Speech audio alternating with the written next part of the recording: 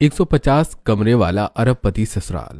अरे लगता है कोई गांव आ गया है और अंधेरा भी है। आज रात यहीं कोई जगह देख लेता हूँ।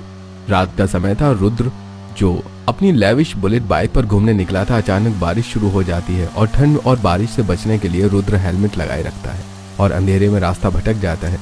तेज स्पीड में वो बाइक चला रहा होता है और अचानक अरे अरे अरे अरे, ये तो बकरियों का झुंड है, हटो हटो। हुर, हुर, हुर, हुर, हुर। अचानक से उसकी बाइक फिसलती है और लहूलुहान वीर गांव के उस पथरीले रास्ते में ही चोटिल होकर गिर जाता है। तभी बारिश में सुनैना वहां अपनी बकरी ढूंढने आती है। भूरी, अरे भूरी, कहाँ है भूरी? पता नहीं कहाँ चली जाती है। ये बाबा भी ना कितनी बार कहा है कि हमेशा बांध कर रखा करो, लेकिन ऐसे ही छोड़ देते हैं। कहाँ है भूरी? भूरी को ढूंढते ढूंढते सुनैना की नजर अचानक बेहोश पड़ी वीर पर पड़ती है। अरे ये कौन है? अंधेरे में दिखाई भी नहीं दे रहा है। गांव की सड़क पर ऐसे कौन पड़ा हुआ है? कहीं कोई दुर्घटना तो नहीं हो गई है?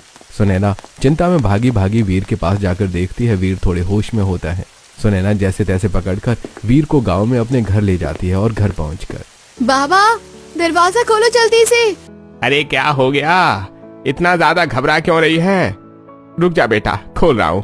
पहले तो ये बात, इतनी बारिश में तू गई कहाँ थी इतनी रात को? वो सब बात नहीं पूछना बाबा, पहले इन बाबूजी को देखो। ये मुझे रास्ते में पड़े हुए मिले। इनको काफी खून आ रहा है और अब तो बेहोश भी हो गए हैं। अरे पहनावे से तो ये किसी अच्छे घर का मालूम होता है, लेकिन इसके काफी खून बह रहा है। हमें जल्दी से जल्दी इसकी जान बचानी होगी।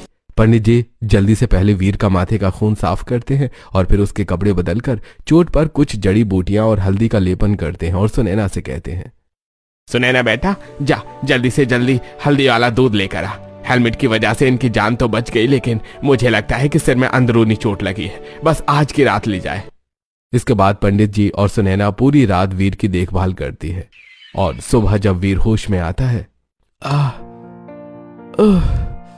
ये कौन सी जगह है? मैं कहाँ हूँ? बाबा देखो इन्हें होश आ गया है। बाबा जल्दी आओ। बेटा कौन हो तुम, और तुम्हारा एक्सीडेंट कैसे हुआ? इस गांव में कैसे आई? मुझे कुछ याद नहीं आ रहा मैं कौन हूँ। मुझे कुछ नहीं पता, बस दर्द हो रहा है सिर में। मुझे जिसका डर था वही हुआ। इसके सिर में अंदरूनी चोट लगी है, जिसकी वजह से ये अपनी याददाश्त भूल चुका है। अब जब तक ये ठीक नहीं हो जाता, हमें ही इसका ख्याल रखना होगा। इसके बाद पंडित जी और सुनैना पूरे 2 दिन तक वीर का बहुत अच्छे से ख्याल रखते हैं, लेकिन वीर को कुछ याद नहीं आता। सुनैना वीर को दवा दे रही होती है कि तभी उसकी सहेली गंगा आती है। अरे सुनैना, सुन जल्दी सुन। जिन बाबूजी की जान तूने बचाई है ना, वो बाबूजी शहर के अरबपति घर के छोटे बेटे हैं। उनके माँ बाप ने अखबार में इश्तेहार निकाला है। इनके घर वाले इन्हें ढूंढ रहे हैं। अच्छा ला दिखा दो जरा, मैं भी तो देखूं। सुनैना अखबार देखते हैं तो उसमें वीर की तस्वीर पहले पन्ने पर छपी होती है और साथ में एक फोन नंबर होता है। हमें इस नंबर पर फोन करके उनके घर वालों को उनके बारे में बताना होगा। चल गंगा मेरे साथ, जल्दी से बनिए की दुकान पर। सुनैना और गंगा दोनों भागी भागी गांव की चौपाल के पास बनिए की दुकान में जाती हैं और सुनैना अखबार में से नंबर देखकर एक फोन लगाती है। हेलो, रुद्र प्रताप जी बोल रहे हैं? आपके बेटे वीर यहाँ हमारे भगवंत नगर गांव में हैं। इनका एक्सीडेंट हुआ है और इन्हें कुछ भी याद नहीं है। आप आकर इन्हें ले जाइए। माँ पद्मिनी, अभी मुझे भगवंत नगर गांव के लिए निकलना होगा। मेरे वीर का पता चल गया है। भगवंत नगर गांव में एक लड़की ने उसकी जान बचाई है। मैंने कहा था ना, कुंडली में लिखा हुआ सच होगा। हमारे खानदान के पंडित जी कभी गलत भविष्यवाणी नहीं करते। आज वीर 25 साल का हो गया है और पंडित जी ने कहा था कि 25वें साल में उनकी जान पर संकट आएगा और एक लड़की उसके जीवन में उसकी ढाल बनकर आएगी। वही होगी उसके जीवन की रक्षक। हाँ माँ, आप ठीक कह रही हैं। मुझे पता है मुझे क्या करना है। हम अभी भगवंत नगर के लिए निकल रहे हैं। कहीं आप लोग कुछ ऐसा वैसा करने की तो नहीं सोच रहे? बाहू, हमें पता है कि हमें क्या करना है और तुम्हें हमारा फैसला मानना होगा। हमारे लिए हमारे वीर की जान से ज्यादा कीमती कुछ भी नहीं है। रुद्र प्रताप जी राजकुमारी जी के साथ तुरंत भगवंत नगर गांव पहुंचते हैं और अपने बेटे वीर को देखकर बहुत खुश होते हैं।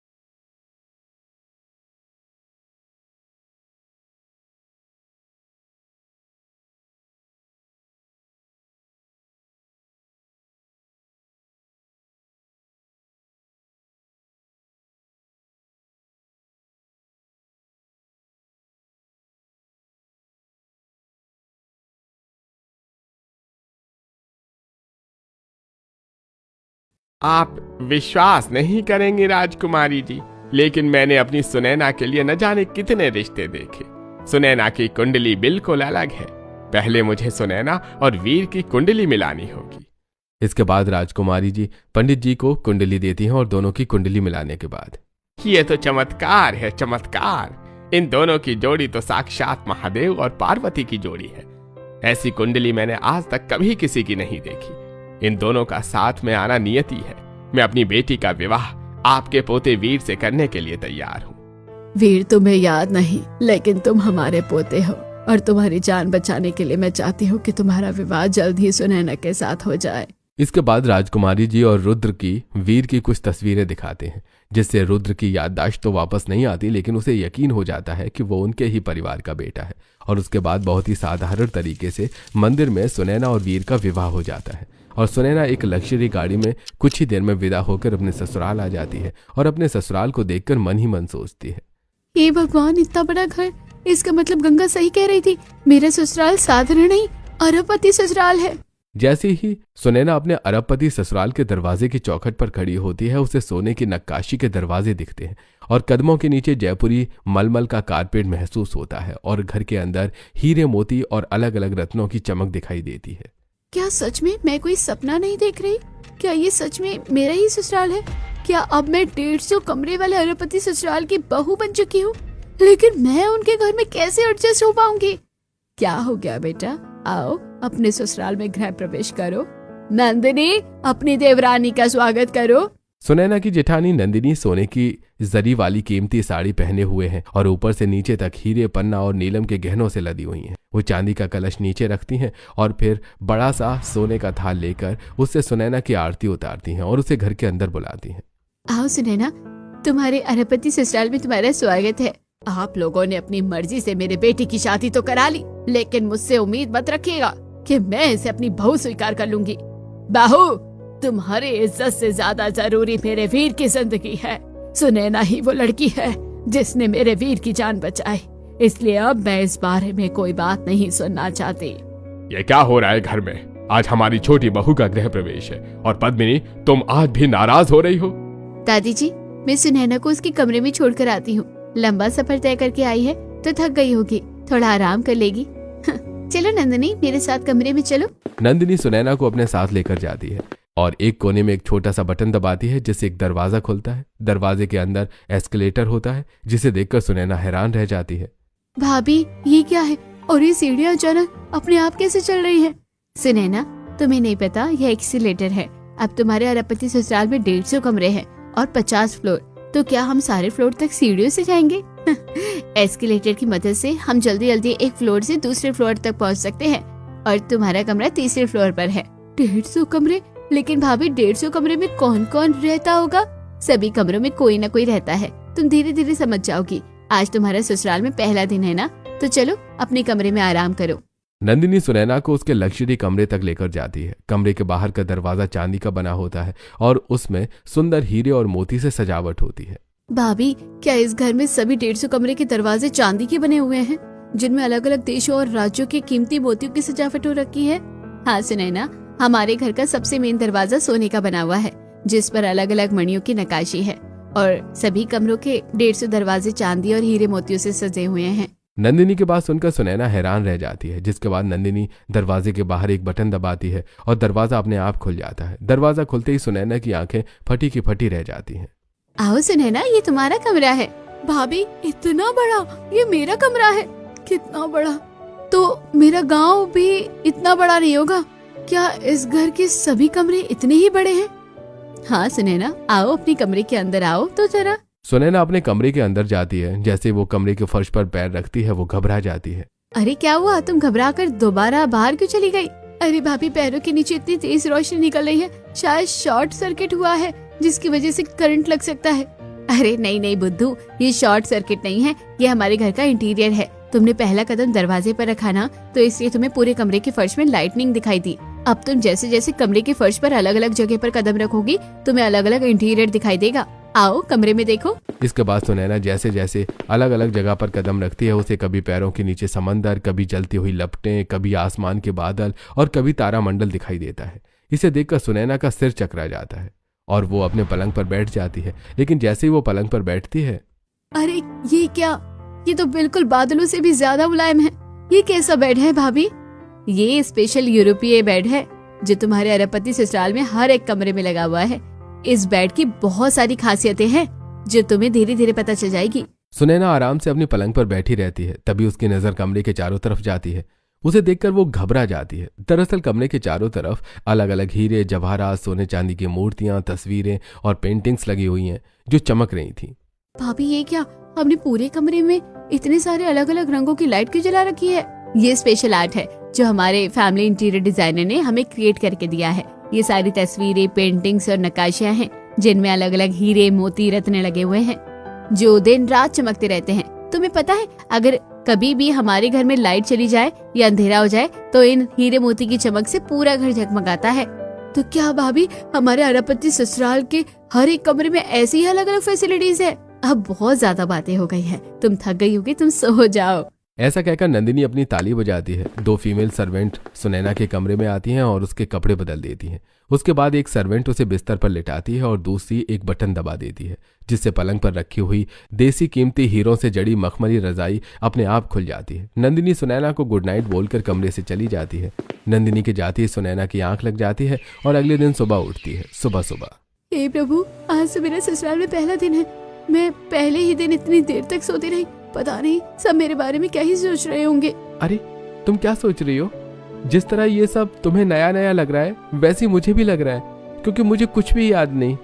एक काम करो, तुम तैयार हो जाओ और फिर हम साथ में नीचे चलते हैं। जैसे सुनैना तैयार होने के लिए जा रही होती है तभी 2 नौकरानी उसके कमरे में आती हैं। जी बड़ी मालकिन ने आपके लिए ये बेशकीमती साड़ी और गहने भिजवाए हैं। आपको आज इन्हें ही पहनकर तैयार होना है। लेकिन ये तो सोने की साड़ी लग रही है और ये गहने बहुत ही कीमती है। क्या मैं अरबपति ससुराल का मान संभाल पाऊंगी? सुनैना अपने मन में सोच रही होती है। तभी वीर सुनैना से कहता है, सुनैना जल्दी से तैयार हो जाओ, उसके बाद मुझे भी तैयार होना है। वीर की बात सुनकर सुनैना जल्दी से बाथरूम की तरफ जाती है और बाथरूम का नजारा देखकर उसके होश ही उड़ जाते हैं। अरे ये तो जकूजी है और ये बाथरूम नहीं है, ये तो शाही हमाम है।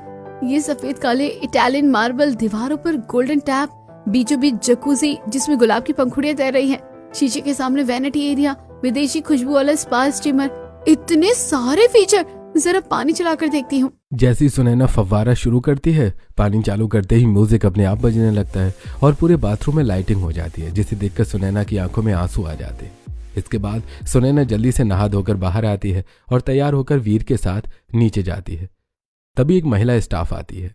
आइए छोटी बहू रानी, दादी सा ने कहा है कि आज आपको पूरा घर दिखाया जाए। पूरा घर? लेकिन ये घर तो बहुत बड़ा है, देखते देखते पूरा दिन गुजर जाएगा।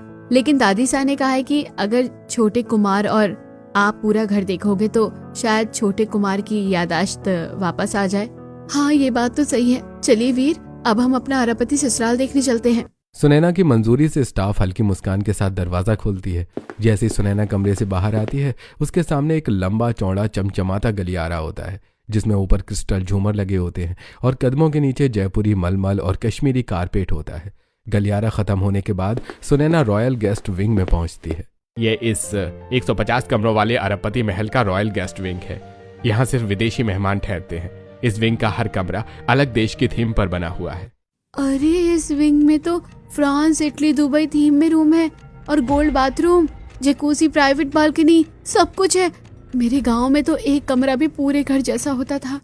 क्या सोच रही हैं छोटी बहू? चलिए फैमिली विंग में चलते हैं। जैसे ही सुनैना स्टाफ और वीर के साथ फैमिली विंग में पहुंचती है माहौल बदल जाता है। फैमिली विंग में रंग वाले कमरे, परिवार की तस्वीरें, पीढ़ियों की विरासत और खानदानी हीरे जवाहरात रखे हुए थे। ये इस अरबपति घर का फैमिली विंग है। दादी सा यही रहती है और जब भी सभी को एक साथ कुछ विचार करना होता है तो सभी लोग यहीं आते हैं। आइए अब बिजनेस विंग में चलते हैं। ऐसा कहकर वो स्टाफ सुनैना को बिजनेस विंग में लेकर जाते हैं जहां का माहौल बिल्कुल अलग है। यहाँ कांच की दीवारें, बड़ी बड़ी LED स्क्रीन और दुनिया भर के शहरों के लाइव प्रोजेक्ट्स साफ दिख रहे थे। ये इस अरबपति घर का बिजनेस विंग है। यहीं से करोड़ों अरबों के फैसले होते हैं। स्टाफ की बात सुनकर सुनैना स्तब्ध रह जाती है। तभी स्टाफ उसे आगे लेकर जाता है। अब ये क्या है? ये इस घर का एंटरटेनमेंट विंग है। ऐसा कहकर वो स्टाफ महिला एक बटन दबाती है, जिसके बाद एक बड़ा सा हॉल खुलता है जिसमें private theatre, red seats, 3D sound और अंदर ही म्यूजिक स्टूडियो होता है। इस अरबपति घर में अपना खुद का सिनेमा भी है। जी बहू जी, ये आपके ही अरबपति घर का ही सिनेमा है। चलिए आगे चलिए। आगे ले जाकर स्टाफ सुनैना को एक कांच के दरवाजे के पास पूल एरिया में लेकर जाती है, जहां इंडोर स्विमिंग पूल और स्पा होता है। और अब दरवाजा खुलते ही गर्म पानी का पूल, फव्वारे, विदेशी खुशबू, स्पा और मसाज रूम देखकर सुनैना की आंखें नम हो जाती हैं। क्या अभी तक खत्म नहीं हुआ या अभी कुछ और देखना भी बाकी है? जी छोटी बहू रानी, ये तो अभी शुरुआत है। अब आपको शॉपिंग एरिया में लेकर चलते हैं। इसके बाद स्टाफ ने सुनैना को घर के अंदर ही बने लग्जरी शॉपिंग एरिया में लेकर जाते हैं, जहां जाकर सुनैना देखती है कि घर के अंदर ही कई कपड़ों की दुकान, ज्वेलरी सेक्शन, मेकअप स्टूडियो, शू, वॉच, सब कुछ था। ये घर का शॉपिंग एरिया है बहू रानी, आपको शॉपिंग करने के लिए कभी भी बाहर जाने की जरूरत नहीं है। चलिए आगे चलते हैं। इसके बाद स्टाफ लिफ्ट का बटन ऑन करती है और बटन ऑन होते ही लिफ्ट ऊपर जाती है और टॉप फ्लोर खुलता है। ये तो घर की छत है ना, हम यहाँ क्यों आए हैं? हाँ बहू रानी, लेकिन ये छत मामूली छत नहीं है, ये आपके अरबपति ससुराल का हवाई अड्डा भी है। जैसे ही छत का दरवाजा खुलता है, तेज हवा और खुला आसमान दिखाई देता है। साथ में छत पर हेलीपैड, हेलीकॉप्टर, प्राइवेट जेट और हवाई जहाज दिखाई देते हैं। ये आपके 150 कमरे वाले अरबपति ससुराल का अपना खुद का हवाई अड्डा है और यहाँ सभी विमान मालिक के हैं। यहीं से साहब लोग देश विदेश जाने के लिए उड़ान भरते हैं। स्टाफ की बात सुनकर वीर कुछ पुरानी बातें याद करता है। वहीं सुनैना डर और हैरानी में सब देखती रहती है। तभी आइए अब नीचे चलते हैं, अब आपको कुछ खास सिखाना है। इसके बाद स्टाफ सुनैना और वीर को गैराज, कैश रूम और गोल्ड रूम में लेकर जाते हैं, जहां उन्हें 100 से ज्यादा लग्जरी कारों से भरा गैराज दिखता है। क्या हमारे घर में कारों का शोरूम भी है? नहीं बहू रानी, ये सभी कार तो मालिक लोगों की है। अच्छा, वो जो सामने बाहरी सिक्योरिटी वाला दरवाजा है वो क्या है? वो कैश रूम और गोल्ड रूम है, यहाँ सिर्फ साहब लोग ही जाते हैं। सुनैना स्टाफ से बात कर ही रही होती है, तभी वीर गैराज में आता है और अचानक से अपनी बाइक देखता है, जिसके बाद उसके सिर में दर्द होने लगता है और वहीं वो चक्कर खाकर गिर जाता है। अरे वीर, आपको क्या हो गया? कोई ने बचाओ, देखो ये अचानक से गिर गए। सुनैना की आवाज सुनकर वहां बहुत सारा स्टाफ इकट्ठा हो जाता है और तुरंत ही वीर को मेडिकल रूम में लेकर जाया जाता है। क्या हम इन्हें डॉक्टर के पास नहीं लेकर जाएंगे? नहीं बहू रानी, हमारे घर में ही मेडिकल रूम है। स्टाफ वीर को फटाफट से मेडिकल रूम में लेकर जाता है, जो पूरा हॉस्पिटल की तरह दिखाई देता है। इस समय वहां पर राजकुमारी की पद्मिनी की सहित पूरा परिवार पहुंच जाता है। क्या क्या तुमने मेरे बेटे को? मैंने तो आपसे पहले ही कहा था ना माँ जी, ये लड़की मेरे बेटे के लिए ठीक नहीं है। आप ही ने इससे शादी करने की जिद की थी ना। लेकिन मैंने तो कुछ भी नहीं किया, हम तो घर देख रहे थे और अचानक ही बेहोश हो गए। डॉक्टर, जल्दी से मेरे बेटे का इलाज कीजिए और बताइए कि उसे क्या हुआ है। डॉक्टर जल्दी वीर का इलाज करते हैं और कुछ ही देर में कई सारी रिपोर्ट्स देखकर परिवार को बताते हैं। खुशखबरी है, हमारे छोटे साहबजादे की याददाश्त वापस आ गई है, उन्हें सब कुछ याद आ गया है। तभी वीर मेडिकल रूम से बाहर आता है और अपने पिता से गले मिलता है। पिताजी, मुझे सब कुछ याद आ गया है और ये सब सुनैना की वजह से हुआ है। ना वो मुझे गैराज में मेरी बाइक दिखाती और ना ही मुझे सब कुछ याद आता। Thank you so much Sunaina. देखा पद्मिनी, जिसे तुम अभी तक कोस रही थी, उसी की वजह से तुम्हारे बेटे की जिंदगी बची है और उसी की वजह से उसकी खोई हुई याददाश्त भी वापस आई है। मैं कुछ नहीं जानती, आप लोग इसे अपना समझते हैं तो समझ लीजिए। मम्मी जी, आप ऐसा क्यों कह रही हैं? आज सुनैना का पहला दिन है ससुराल में, उसे कितना बुरा लगेगा। रहने दे बेटा नंदिनी, तेरी सास दौलत के घमंड में पागल हो गई है। चलो बेटा सुनैना, आज तुम्हारा रिसेप्शन है, तुम्हें रिसेप्शन के लिए तैयार होना है। घर में सभी लोगों की बातें सुनकर सुनैना लौटकर अपने कमरे में आ जाती है और मन में सोचती है, कैसी किस्मत है मेरी, अपने गांव से सीधे 150 कमरे वाले अरबपति ससुराल में आ गई हूँ। और मैं इतनी रॉयल जिंदगी, इतनी चमक, इतनी सुविधाएं, इतना बड़ा घर, 150 कमरे, सोना चांदी हीरे, पर क्या इस घर में मेरे लिए दिल में भी जगह होगी? सुनैना अपने मन में सभी बातें सोच रही होती है, तभी नंदिनी उसके कमरे में आती है। बधाई हो सुनैना, अब तुम्हारे पति की याददाश्त भी वापस आ गई है। ये लो कपड़े और गहने, शाम को रिसेप्शन है और तुम तैयार हो जाना। रिसेप्शन हमारे अरबपति घर के पार्टी विंग में होगा और ये तुम्हारे डिजाइनर है और ये तुम्हारी मेकअप आर्टिस्ट, ये दोनों तुम्हें तैयार कर देगी। जी ठीक है भाभी, जैसा आप कहें। नंदिनी के जाने के बाद डिजाइनर और मेकअप आर्टिस्ट सुनैना को एकदम दुल्हन की तरह सजा देती है। सुनैना ने आज 1 करोड़ का बेशकीमती हीरों का लहंगा पहना था और साथ में करोड़ों के जेवरात, जिसमें वो किसी महारानी से कम नहीं लग रही थी। इतनी देर में रिसेप्शन का टाइम हो गया था और देश विदेश के सभी मेहमान रिसेप्शन में आए थे। पार्टी विंग में जाकर सुनैना, हे भगवान, ये हमारे ही अरबपति ससुराल में बना हुआ है। ये तो किसी राजमहल से कम नहीं है। इतने सारे विदेशी मेहमान और इतनी फैसिलिटीज। यहाँ तो मेहमानों को खाना परोसे जाने वाले बर्तन भी सोने चांदी के बने हुए हैं। अपने मन में यह सब सोचकर हैरान हो रही होती है। तभी उसकी जेठानी नंदिनी उसके पास आती है। आओ सुनैना, तुम्हें मेहमानों से मिलवाते हैं। नंदिनी सुनैना को सभी देश विदेश के मेहमानों से मिलवाती है। तभी स्टेज पर उसकी सास की आवाज आती है। Hello everyone, welcome to our royal party. आप सभी लोगों का स्वागत है मेरे बेटे के रिसेप्शन पार्टी में। लेकिन अफसोस है कि रिसेप्शन पार्टी जितनी ज्यादा लग्जरी है, हमारी बहू उतनी ही ज्यादा गरीब। सोच कर देखिए कि एक सड़क पर पड़े पत्थर को जिस तरह मंदिर में जगह मिल जाती है, वैसा ही हाल हमारी बहू का भी है। अब देखना यह है कि ये पत्थर अपने आप को महल के काबिल बना पाता है या नहीं। पद्मिनी की बात सुनकर राजकुमारी जी को गुस्सा आता है और वो हाथ पकड़कर पद्मिनी को स्टेज से उतार लेती हैं। ये क्या कह रही हो पद्मिनी, तुम्हें शर्म नहीं आती? सुनैना तुम्हारे घर की छोटी बहू है। राजकुमारी जी पद्मिनी जी की सभी के सामने डांट लगाती हैं, जिसके बाद पद्मिनी नाराज होकर पार्टी से चली जाती हैं। इसके बाद सभी लोग पार्टी में एंजॉय करते हैं। पार्टी खत्म होती है और अगले दिन, सुनैना बेटा, आज तुम्हारी मंदिर में पूजा है, हम अपने घर के टेम्पल विंग में चलते हैं। इसके बाद राजकुमारी जी सुनैना को टेम्पल विंग में लेकर जाती हैं, जहाँ की दीवारें चारों तीर्थों की तरह सजी हुई थी। ऐसा लग रहा था जैसे पूरी दुनिया के सभी तीर्थ उस टेम्पल विंग में मौजूद हो। इसे देखकर सुनैना हैरान हो जाती है। दादी जी, क्या हमने सच में पूरी दुनिया के सभी मंदिरों को अपने घर में सजाया है? हाँ बेटा, मेरा बचपन से सपना था कि मैं सभी तीर्थों में होकर आऊं, लेकिन मेरे बेटे ने दुनिया भर के सभी मंदिर घर में ही सजवा दिए। टेम्पल विंग में पूजा करने के बाद सभी लोग अपने अपने काम पर चले जाते हैं, लेकिन सुनैना ऊपर ही रह जाती है। पद्मिनी ये सब देख लेती है और मनी मन सोचती है, अब मैं देखती हूँ कि ये एस्केलेटर से अकेले नीचे कैसे आएगी। इसको तो ये चलाना भी नहीं आता। तभी मेरे घर वालों को पता चलेगा कि एक गरीब को अमीर घर की बहू बनाना कैसा होता है। अपने मन में ये सोचकर पद्मिनी सुनैना के पास आती है और कहती है, क्या हुआ सुनैना बेटा, नीचे नहीं आ पाओगी ना अकेली? चलो मेरे साथ, मैं तुम्हें लेकर चलती हूँ। इसके बाद पद्मिनी सुनैना का हाथ पकड़कर एस्केलेटर पर ले जाती है और उसकी साड़ी का किनारा एस्केलेटर की चेन में अटका देती है। फिर खुद एकदम से पीछे हट जाती है और बटन चालू कर देती है। जैसे बटन चालू होता है एस्केलेटर चलने लगता है। तभी नंदिनी नीचे से एस्केलेटर का बटन दबाकर उसे बंद कर देती है और सुनैना गिरते गिरते बच जाती है। क्या कर रही थी आप? आपको पता है ना, अगर सुनैना एस्केलेटर में फंस जाती तो उसकी जान भी जा सकती थी। बहू, तुम ज्यादा मत बोलो, मैंने कुछ भी नहीं किया है, आप चुप रहो। अपनी सास की बातें सुनकर नंदिनी समझ जाती है कि पद्मिनी सुनैना से इतनी नफरत करती है कि उसे नुकसान पहुंचाने की कोशिश कर सकती है। इसीलिए अब हर समय सुनैना के साथ नंदिनी रहती है। एक बार नंदिनी उसके पति कुंवर, सुनैना और वीर के साथ कुलदेवी के मंदिर जाते हैं। रास्ते में उनकी गाड़ी पर हमला होता है। भैया, मुझे लगता है कि ये वही लोग हैं जिन्होंने मेरी बाइक को टक्कर मारी थी। ये क्या कह रहे हो वीर? लेकिन तुम्हारी बाइक तो फिसल गई थी ना? नहीं भैया, मेरी बाइक को किसी ने टक्कर मारी थी। याददाश्त जाने की वजह से मैं घर वालों को ये नहीं बता पाया। हम सबकी जान खतरे में है। सभी लोग गाड़ी में घबरा रहे होते हैं, लेकिन तभी सुनैना गाड़ी का हैंडल संभालती है और गाड़ी को पहाड़ी से नीचे ले जाती है।